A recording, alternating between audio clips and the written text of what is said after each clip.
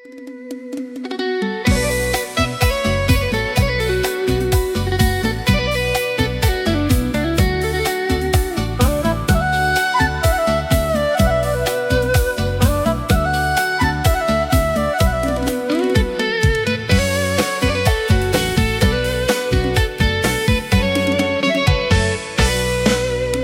នាំថ្មី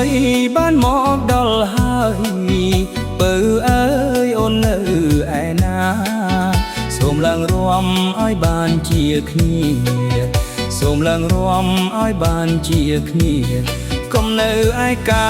តែឯងធ្វើអ្វីកុំនៅឯកាតែឯងធ្វើអ្វីឆ្នាំថ្មីប្រពៃណីយើងស្រស់គ្នាឡើងកុំនៅបងអងអញ្ជើញរួមតាមបទភ្លេងរួមវង់អញ្ជើញរួមតាមបទភ្លេងរួមវង់ព្រោះអីឆ្នាំនឹងពិសេសស្កនឡងព្រោះអីឆ្នាំនឹងពិសេសស្កនឡងមួយឆ្នាំមានតែម្ដង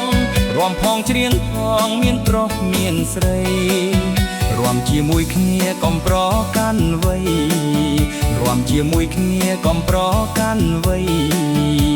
សប្បាយពេលក្រៃរួមវងសាមគ្គីឆ្នាំនេះបងមិននៅយូរតស៊ូ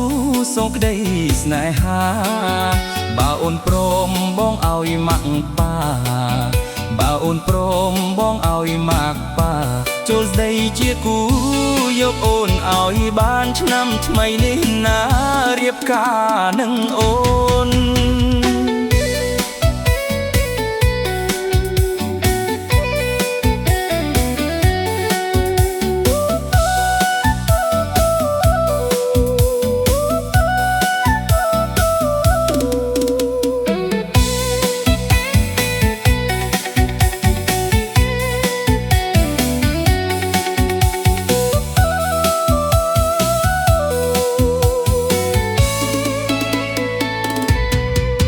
ឆ្នាំថ្មី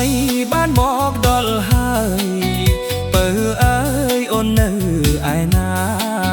សូមឡើងរួមឲ្យបានជាគ្នាសូមឡើងរួមឲ្យបានជាគ្នាគុំនៅឯកាតែឯងធ្វើអ្វីគុំនៅឯកា